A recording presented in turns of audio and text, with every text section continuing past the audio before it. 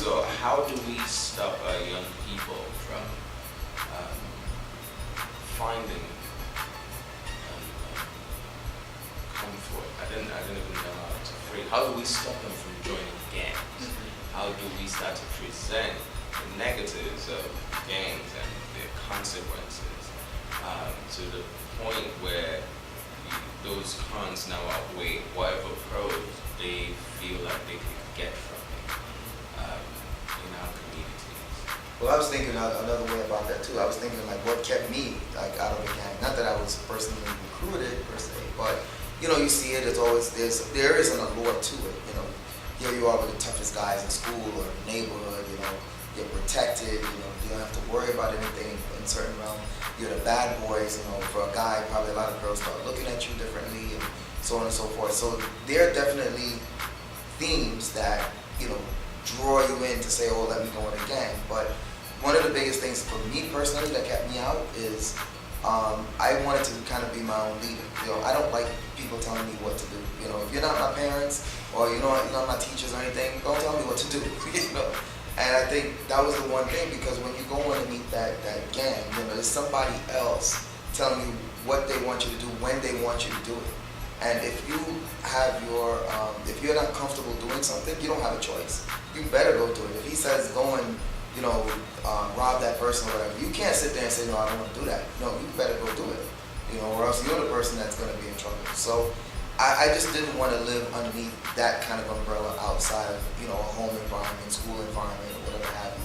I think the other big thing was I just wanted to have my own definition of what life is so that I can travel, I can make my own way, I can formulate my own path. And I think being in a gang, going down that road it's going to just restrict what you want to be and where you want to go in life. I think one thing I would say is think about who your role models are. You know, identify someone that you look up to outside of your neighborhood, maybe a celebrity or maybe a teacher, and then think about the gang leader and think about their lifespan and the activities that they're involved in. And once you start to make that comparison, I think it becomes less attractive. I don't think you see gang members that are going on to become Barack Obama and to lead the White House. So I think once you start to see the disparities between the person you idolize and the character traits that they have and the character traits that gang member and that gang lifestyle has, then it kind of helps to make your decision for you if you want one or the other. And I think what Jason said, that freedom of choice is so important. It's and it feels good. I think it feels good waking up and going to bed each morning and knowing that you're the one that controls your life and your destiny and the choices that you make. It would be a different story if you woke up in jail every morning and you were just, you know, what Kyle said is real. Sometimes you're just there and you get caught up as a conspirator. And just from a legal perspective, if someone kills someone and you were part of that thought process going into it, even though you didn't pull the trigger, you're just as liable. So you could be facing the same amount of time, and that's a heavy burden to carry every day. So you're carrying not only the wrongs of your wrongs, but you're carrying other people's wrongdoings as well. And the gang lifestyle, you know, it's built around doing what's wrong. So I think those considerations will help someone when you're thinking about it, like help you make a decision. So just to add a part B to the question. Now, in a community where for many of our youth, masculinity is attached to how many people you've killed, or how long you've been in jail, or you know how many people you've been able to rob and stuff like that. How do we now dissociate those accomplishments, you know, and transition them from that point to starting to think about the future, you know, what this is where 40s will come into play. How do we help them understand that, see this, all this, everything you call accomplishment here, I don't even know what to call them, right? But then also, you also have to think about young people who would rather be in jail than be out. Because in jail, they're not really struggling for anything but just to stay alive. They get fed, they have a place